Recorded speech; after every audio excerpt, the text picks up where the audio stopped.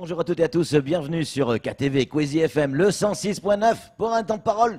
Toujours en direct à la radio et à la télévision. Ils sont deux ce matin et ça ne sera pas de trop pour nous expliquer comment fonctionne une pesée de containers du côté du port de Longoni. C'est MCG qui est venu en force ce matin avec Stéphane Jani. Stéphane, bonjour. Dans le micro. Bonjour, bonjour messieurs. Ça va bien ce matin? Ça va. Et on a également Jacques-Martial Henry qui est avec nous dans le micro. Jacques, bonjour Jacques. Bonjour Patrick, bonjour Sam, bonjour à toute Alors, la population. on vous a invité parce qu'il y a eu, il y a polémique, mais il y a polémique puisque le syndicat des transitaires a porté plainte auprès de la DGCCRF et a communiqué dans la presse, en tout cas a informé la presse d'un certain nombre de problèmes, notamment sur la pesée. Alors, avant de rentrer sur la problématique à laquelle vous avez des réponses, expliquez-nous, Stéphane, comment ça se passe une pesée, le principe. Voilà, j'ai un véhicule, que je sois une entreprise ou un particulier, je veux l'envoyer à l'extérieur de Mayotte, donc il va partir forcément par bateau, par avion c'est compliqué, à d'autres débuts encore plus, donc il part par bateau, comment ça se passe ? Alors en fait au début le camion arrive avec son conteneur export à l'entrée du portail, à l'entrée du port. Ouais. On vérifie l'immatriculation du camion, les coordonnées du chauffeur, toutes les caractéristiques du conteneur export et ensuite on procède à la pesée. Donc à la pesée le camion est déjà passé à vide, donc on a son poids à vide, sa tare. C'est-à-dire le poids du camion sans le conteneur, voilà. Ce qui permet de faire une soustraction au moment voulu. Exactement. Oui. Et donc là, on passe sur une espèce de balance, c'est ça? Oui. Et on pèse le conteneur. Voilà. Est-ce que le poids de ce conteneur correspond forcément au poids du conteneur avant qu'il rentre dans le port? Déclaré par le transitaire, vous voulez dire? Oui, c'est ça.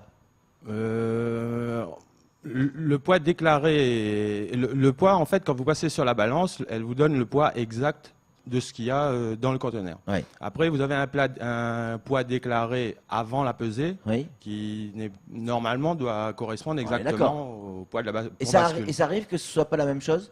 Oui, ça arrive. Alors quand ça arrive, ça veut dire quoi? Ça veut dire ou la pesée, la balance, elle est pas bonne? Ça peut être une possibilité. Ou alors, ce qui a été déclaré avant n'est pas juste. Tout à fait. C'est ça? Voilà. Quelles sont les conséquences d'une mauvaise déclaration? Vous avez une conséquence par rapport à la douane. Oui. Vous devez déclarer exactement ce que vous avez embarqué, chargé dans le conteneur. Ouais. Samuel Baucher, le rédacteur en chef de France Mayotte Matin, a une question à vous poser. Petite question toute simple et technique. Quand le camion et le conteneur arrivent au portail du port de Longoni, juste avant la pesée, est-ce qu'il est plombé? Oui, tout à fait. Qui a plombé le conteneur? L'exportateur, le client, lui plombe le conteneur. Il faut savoir que le conteneur, quand il arrive au port, nous n'avons aucun moyen de l'ouvrir. C'est ça, vous n'avez pas le droit de l'ouvrir. Non. On est bien d'accord. Vous vous amusez pas à prendre une paire de tenailles pour l'enlever et le changer, parce qu'il y a un numéro sur un plomb. Tout à fait. Donc le conteneur il arrive plombé, on le passe au pont bascule et à aucun moment on ne l'ouvre. Et ça vous arrive régulièrement, ou alors de quel ordre de fréquence, qu'un conteneur ne fait pas le même poids entre la pesée et ce qui est déclaré? Ça vous arrive souvent? Moi, ça arrive quelques fois, oui. Et qu'est-ce qui se passe dans ce cas-là? En général, l'exportateur doit se tourner vers la douane et refaire les formalités. D'accord. Et donc, ça veut dire que le transitaire se retrouve avec une facture différente de celle qui correspond à celle de la pesée, en fait. Tout à fait. On est bien d'accord. Alors, allons directement droit au but, tout simplement. Comment est-ce que ce transitaire qui s'est plaint, vous êtes au courant de l'histoire, ce transitaire qui s'est plaint, ce syndicat des transitaires, pas un syndicat, pas un transitaire, le syndicat des transitaires s'est plaint parce que il a un client, si j'ai tout bien compris, ou un adhérent qui met, oui, qui est aussi adhérent, mais forcément il est client, qui met sa voiture dans un conteneur pour l'envoyer, une ou plusieurs voitures, a priori une voiture. Cette voiture fait 1,5 tonne, quelque chose près. Elle passe sur la pesée, et voilà pas que le conteneur fait 22 tonnes. Et là, il y a quand même problème. Comment on l'explique? À mon avis, il n'y avait pas uniquement la voiture dans le conteneur. Oui. Parce qu'on a vu une photo dans la presse Oui. où on voyait une voiture. Bon, la voiture n'est pas arrimée, qui vous dit que le conteneur était déjà prêt à l'export. Oui. Vous prenez la photo avant. Dans le micro. Vous prenez la photo avant, Ouais. vous pouvez le. C'était une photo d'illustration, juste Ouais. au passage. Hein. Ouais. Donc ça veut dire quoi? Ça veut dire que dans ce cas de figure, il est possible que le transitaire s'étonne du fait que son véhicule passe de 1,5 tonne à 22 tonnes, mais vous vous dites, ça veut dire que dans le conteneur, il y avait autre chose. Bah, d'un autre côté, le pont bascule a été étalonné dernièrement, le mois dernier. Oui. Le technicien est repassé la semaine dernière. Ouais. Il a décelé aucune anomalie. Donc, Ouais. Donc ça veut dire quoi? Ça veut dire que dans ce conteneur, il y a autre chose. À mon avis, Et on va quand même rappeler que, excusez-moi Patrick, Ouais. hein, c'est important, mais c'est pas un technicien quelconque qui Non, vient vérifier un appareil, c'est quelqu'un qui est assermenté habilité. tout hein. à fait. C'est un organisme bien spécifique en France et qui fait les pompes à essence, qui fait les bascules dans les supermarchés et sur les ports. C'est bien Voilà. ça. Jacques, en qualité de chargé de mission et de porte-parole de MCG, cette histoire vous inspire quoi?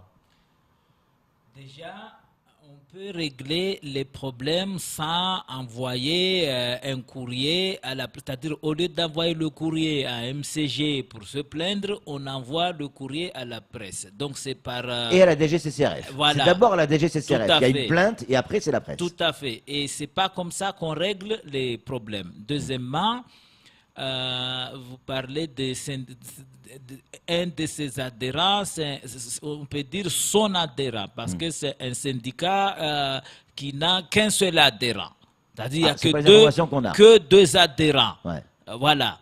Et puis troisièmement, c'est toujours la même personne qui veut jeter le discrédit à l'égard de tout le monde. Il est très clair que vous ne pouvez pas imaginer qu'un conteneur de 6 pieds, de 20 pieds, qui fait 6 mètres, qu'on va charger une voiture qui fait 3,50 mètres de long, Ouais. hein, pour aller à Nosibé ou à Majenga. Ouais. Hein? Ça, c'est impossible. Il déclare le poids du contenu par rapport à la carte grise. Quand la carte grise dit que tel véhicule pèse 1 tonne, tonne 5, par exemple. 5, Ouais. et le transitaire dit qu'il dans le conteneur, il y a 1 tonne 5. Ouais. Or, c'est faux. Dans le conteneur, le client a chargé plusieurs trucs dans Alors, sa voiture, vous, comme vous, ça se MCG, passe vous souvent. facturez qui à ce moment-là? Parce que au Nous, moment- on facture le transitaire. Parce que nous, on pèse. En plus, les transitaires, chez eux, ils n'ont pas de pompe bascule. Donc ça veut dire Ils quoi? Qu'il y a eu un groupage alors? Il y a eu un groupage avec plusieurs clients Non, de ce ça transitaire peut- qui il mettent du peut matériel être- dans ce Ça conteneur. peut être une seule personne qui a mis sa voiture, mais aussi qui a mis d'autres choses. Donc Et en fait, que- vous nous dites quoi? Que c'est une fausse déclaration. c'est une fausse déclaration et je le confirme et je l'affirme. Et C'est donc une là, fausse déclaration, mais nous, ce n'est pas notre rôle. Ouais. Nous pesons, ça fait 3 tonnes, nous on facture 3 tonnes. Mais- Alors, il avait toute la latitude, ce transitaire-là, Josbel. Pourquoi il n'a pas contesté la facturation?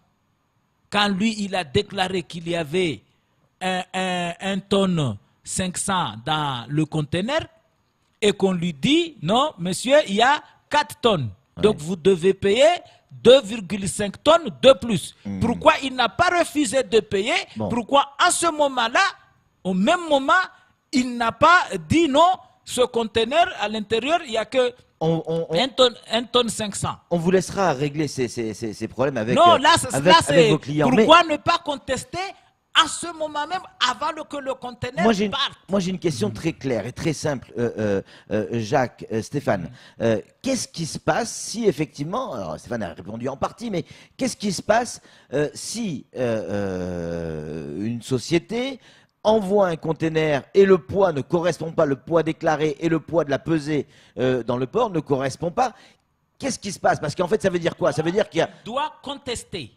Ouais. Il doit dire que non, moi, mon conteneur, le contenu pèse 2 tonnes. Ouais. Mon conteneur, le contenu ne pèse pas 4 tonnes. Il Ouais. doit contester. Ouais. Et quand il conteste, Ouais. en ce moment-là, nous saisissons les autorités compétentes pour effectuer un contrôle dans ce conteneur. Parce que nous ne pouvons pas ouvrir ce conteneur, Seules les douanes ni sont avant, habilitées. ni après. Mais pourquoi ils ne contestent pas à ce moment-là? D'accord. Parce qu'ils savent très bien qu'il y a eu fausse déclaration. Alors. Mais c'est bien beau, 1 mois ou 2 mois après, envoyer des courriers par ici, par là, alors que le conteneur est déjà arrivé à Madagascar, que la personne a déjà récupéré son conteneur avec tout ce qu'il y avait là-dedans. Donc maintenant, il ne peut plus y avoir de contrôle. Bouf, j'envoie un courrier pour salir les gens.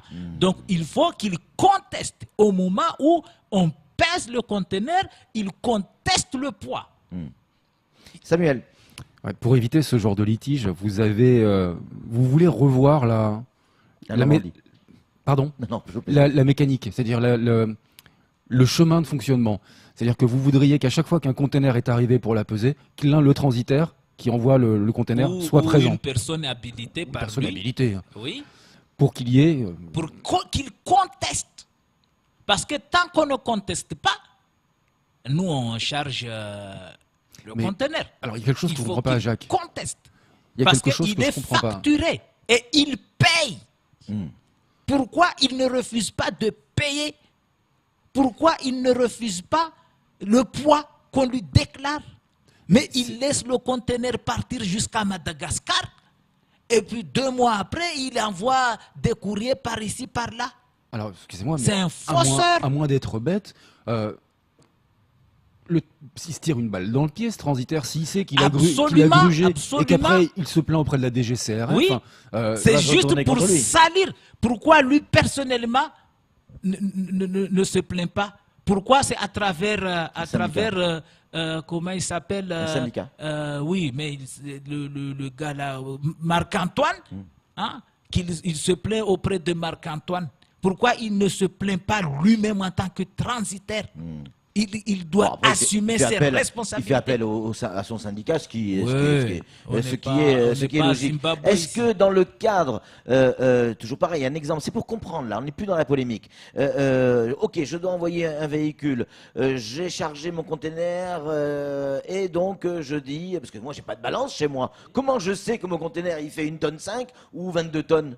Comment je peux le savoir? Pour la déclaration des transitaires, c'est uniquement lorsqu'il y a un véhicule dans le conteneur que ce véhicule-là, vous pouvez estimer le poids en fonction de la carte grise. Parce que la carte grise dit que telle marque, tel véhicule pèse tant. Donc, il estime le poids en fonction de la carte grise. Mais si vous envoyez des bois ou des pierres ou des trucs comme ça, le transitaire n'estime même pas. Il suffit à la pesée. C'est tout. Mais c'est uniquement lorsqu'il y a des objets immatriculés, auquel cas l'immatriculation porte aussi le poids. Mais là, on charge aussi des choses à l'intérieur du conteneur. Le but, c'est quoi? Pour que les gens comprennent bien. Le but final, c'est quoi? C'est de payer moins de douane. C'est ça? C'est payer moins de douane. Et c'est aussi parce que si jamais le poids n'était pas celui qui a été déclaré avant de rentrer dans le port, après la pesée, il allait contester naturellement. C'est-à-dire que 1 tonne est facturée par Manuport 22 €, si je ne me trompe pas. 22 € la tonne. Hein. Enfin bon, peu importe. On va dire 22 €. Moi, c'est le chiffre que l'on m'a donné. Ça signifie donc que si le conteneur est plein, il va être facturé sur les tonnes supplémentaires, c'est-à-dire pas beaucoup. Et par contre, les douanes, ça va passer à côté. C'est-à-dire que s'ils ne contestent pas, ça passe, les douanes ne regardent pas et c'est tout bénéfice. Lui, il a fait sa déclaration à la douane de ce qu'il y a là-dedans. Il a scellé son conteneur avec un plomb. On ne peut plus ouvrir ce conteneur ni avant la pesée, ni après. Et c'est à la douane de faire son contrôle. Nous, on peut saisir les autorités compétentes pour faire un contrôle uniquement en cas de contestation. Mais la personne n'a pas contesté. Excusez-moi Patrick. Allez-y, Samuel. La solution ne serait-elle pas que ce soit Manuport qui appose les plombs? C'est pas Manuport, c'est le client. La solution, ce serait pas peut-être ça, non? Non. La seule solution, on conteste le poids. Et en ce moment, on demande à la douane d'ouvrir pour savoir si effectivement il n'y avait qu'une seule voiture là-dedans ou on avait mis aussi plein d'autres trucs. Mais si la personne ne conteste pas, ne conteste ni le poids, ni la facturation, c'est que cette personne. Ça arrive souvent qu'il y ait des écarts comme ça? Non, nous, c'est la première fois que nous avons eu ce genre à gérer une telle histoire. Il n'y a aucune personne qui a contesté le poids. D'ailleurs, pourquoi aussi... Nous, on a une information comme quoi il y a eu un de vos clients qui a envoyé un conteneur, c'est de la grande distribution, qui envoie un conteneur et dont le poids est différent entre la pesée et avant l'entrée du port, quoi, en fait. Oui, il a pesé où son conteneur. Ouais. Est-ce qu'il a un moyen chez lui, ce grossiste ou ce... Hein? Est-ce qu'il a un peu basculé dans son magasin pour savoir que mon conteneur... Parce qu'à La Réunion ou en France, il y a des endroits où tu peux aller peser avant même que ça aille au port. Ouais. Mais ici, ils vont peser où? Comment ils déterminent ce poids? La DGCCRF qui a été saisie de ce dossier, donc la DIECT, est venue, je crois, au port pour contrôler un certain nombre de choses, et notamment la bascule, pour savoir si effectivement elle est aux normes, si elle est réglée. Qu'est-ce qu'ils vous ont dit du côté de la DGCCRF, Stéphane? Tout était OK, qu'il n'y avait aucune anomalie. D'accord. Et ça a été contrôlé mi-août. Ouais. Et donc, cette plainte qui a été déposée auprès de leur service, ils vont en faire quoi? Ça veut dire que elle est morte, elle est finie, et ça veut dire que cette plainte n'a aucune raison d'être. Ça, il faudrait leur poser la question directement. Ouais. Oui, mais en tout cas, on y voit un peu plus clair, Samuel. Il est possible que, effectivement, alors on se posait la question, c'est vrai que ça paraît hallucinant quand on est saisi, quand un organe de presse est saisi, en même temps que la répression des fraudes d'un conteneur qui passe de 1,5 tonne à 22 tonnes. Vous avez amené des éléments de réponse. J'espère que le transitaire ou le syndicat des transitaires viendra sur ce plateau pour nous expliquer aussi ce qui s'est réellement passé, parce que on est tous amenés à utiliser le port pour pouvoir faire du business, c'est-à-dire envoyer de la marchandise à l'extérieur ou d'en recevoir. Et puis c'est pas bon ce genre de situation parce que ça jette le discrédit, enfin le trouble, le doute sur les transitaires, mais aussi sur le manutentionnaire. Nous, quand on est extérieur au port, on se dit bah merde, alors je vais me faire avoir dans tous les cas. Alors qu'en fait, il y a des procédures qui sont bien réglées, on peut pas en déroger. Et là, c'est discréditer le personnel. Parce que c'est pas Madame Nelly qui vient peser les... Vous êtes sûr que ça s'appelle qui vient regarder le personnel. C'est le personnel qui travaille et qui s'efforce à faire un bon boulot. Et puis voilà, c'est eux qu'on insulte. On insulte non seulement les dirigeants d'une société, mais aussi la société, mais aussi le personnel dévoué à leur travail. Et ça, c'est pas sérieux. C'est comme si nous, on s'amusait aussi à envoyer des articles à caractère diffamatoire comme ça contre leur société. Ça arrive jamais, ça. Voilà. Ouais, ça arrive jamais. Ça. Nous, on ne l'a jamais fait. Oui. En tout cas, merci Jacques, merci Stéphane d'être venu sur ce plateau et de nous avoir expliqué l'histoire, la vie d'un conteneur quand il arrive au port et quand il passe entre les mains de Manuport ou MCG. On y voit évidemment plus clair. La balle est dans le camp des transitaires. Vous avez droit effectivement à une explication également. Vous êtes invités. Merci beaucoup messieurs d'être venus sur ce plateau. C'est aussi ça, Kwesi, donner la parole à tout le monde pour s'expliquer, s'exprimer quand il y a un souci. C'est tout pour ce temps de parole. Tout de suite, la suite de nos programmes.